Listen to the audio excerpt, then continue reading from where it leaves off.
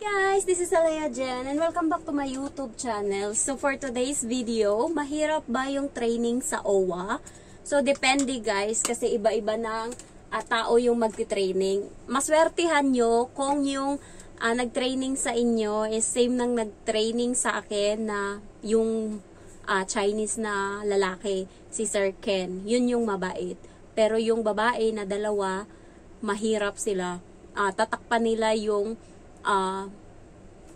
face mask yung mata mo, and then maldita sila guys, naninigaw, strikta, mahirap doon at lalong talagang pahirapan. Pero may positive na feedback naman yung ganun kasi nga mas natuto kayo ng Cantonese, mas alam nyo.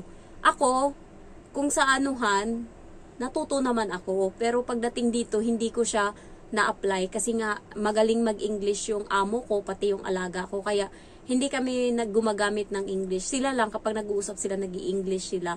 Pero kami is kapag nag-uusap sila Chinese, pero kapag kami is English talaga. So makapasa ka dyan sa OWA kapag kailangan guys, pag babae yung nag-training sa inyo, asahan nyo na nasa mahirap kayo na training. Kailangan focus kayo, hindi pwedeng chill-chill lang, hindi pwede, kailangan aralin nyo lahat. And siguro ngayon meron pa ako kasi nag-reset ako ng phone ko na luma kasi nasira, pinaayos ko.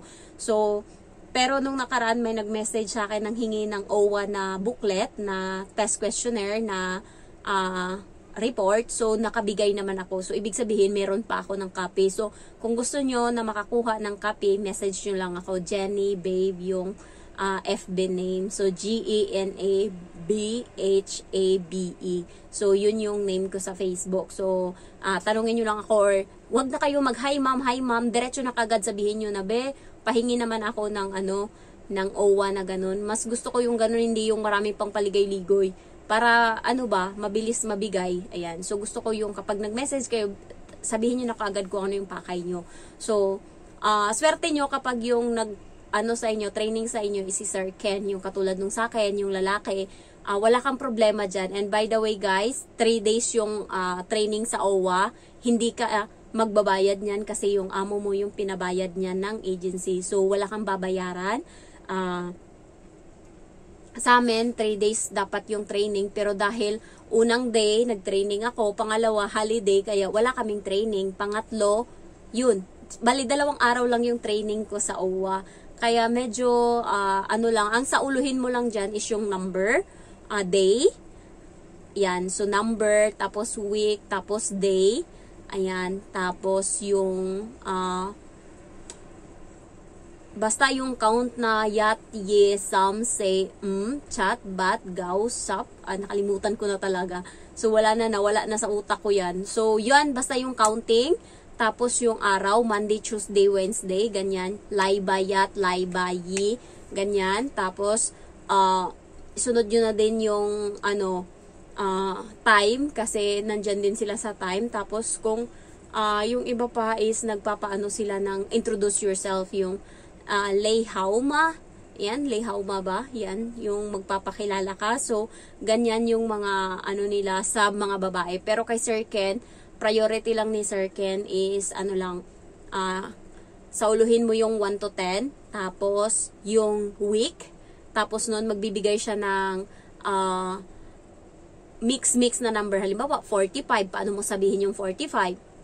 Say, sap, So, ganun. Magbubunot-bunot siya ng placard doon. Pakita niya sa'yo yung number, tapos i-translate mo. Ganun lang. Tapos, ano pa ba yun? Parang yun lang naman yung inano niya sa amin dati. And pag sa babae, yun yung mahirap. So, ito lang yung konti sa mga nalaman ko dito na baka makatulong sa inyo. Yung 0 is ling. And then, yung, sap fanjong is 15 sap, fanjong. Ayan, so parang 15 minutes ata yan. Tapos, Josan is good morning. Mgoy is thank you kapag service. Halimbawa, kapag binigyan ka ng, kapag halimbawa, act of service. Halimbawa, inayos yung cellphone mo, or inayos yung ganyan, or tinulungan ka kung paano gawin yung bagay. Imgoy, ganyan. Pero, kapag binigyan ka ng pera, binigyan ka ng pagkain, ang sasabihin mo is doche, Doche, kung ano, sino yung nagbigay, Doche, yung pangalan niya, Doche, Kongkong, Doche, ganyan. So, yan yon. And then, kapag mag-excuse me ka, sabihin mo, Imgoy Cheche. Yan, dapat may Cheche na nakalagay. Imgoy Cheche, ganyan. Tapos, yung mura na pwede mong magamit kapag napipikon ka, lalo pag sila yung mga nakakausap mo, Chinese, yung mga matatanda, masisigawan ka. So, ang parati kong sinasabi is, humfana, ganyan, humfana. Ano yan, mura, yung you're so annoying, ganyan. Sinasabi ko yan kapag napipikon ako sa mga tao sa labas. Ayan. Tapos, ano pa ba? Imchi, I don't know, imchi, ganyan. Tapos, hogwai, it means so good, hogwai. Ayan.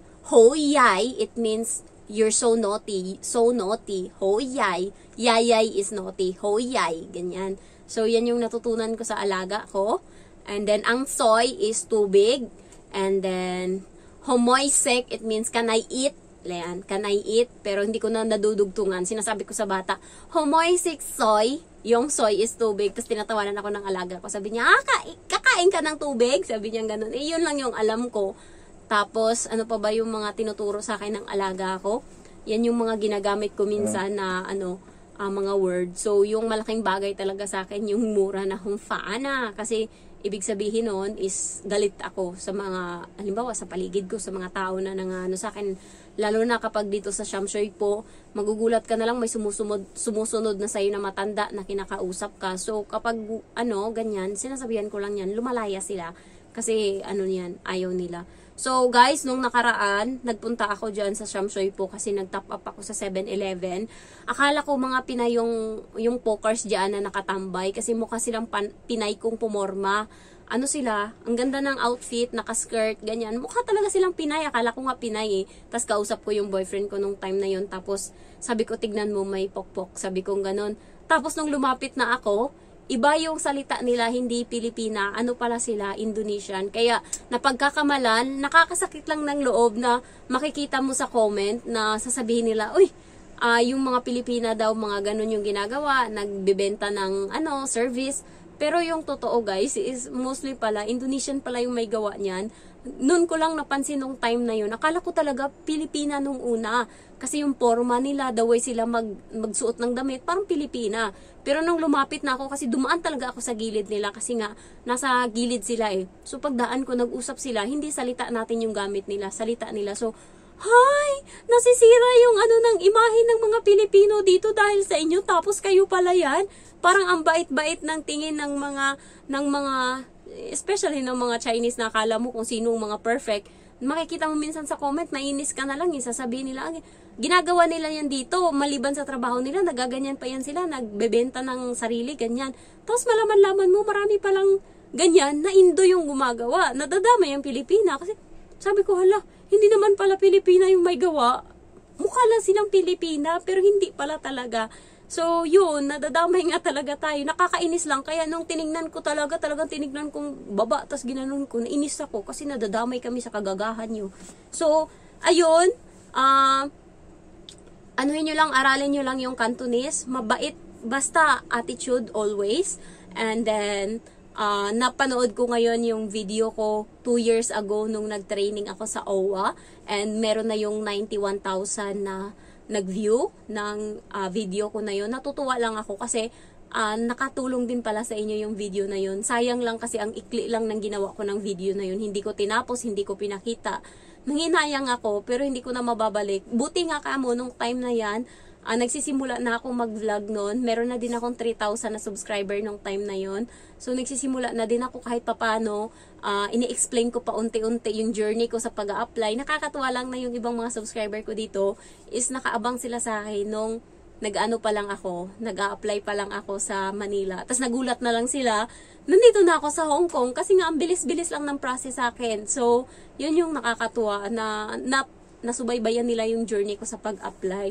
So, thankful ako kasi hindi ganun kahirap yung napagdaanan ko sa pag-apply. Ang bilis-bilis lang. feeling ko nga para talaga sa akin tong ano na to para sa akin to. Kasi sabi din ng mga kapitbahay namin kay mamang na ako daw yung mag-aahon sa amin. So, hindi man makaahon, pero kahit papano, hindi kami yung katulad ng dati na sobrang hirap. Iyon lang yung masasabi ko. Ayan, so, thank you for watching and sana makapasa kayo sa mga training. Love you all, bye-bye.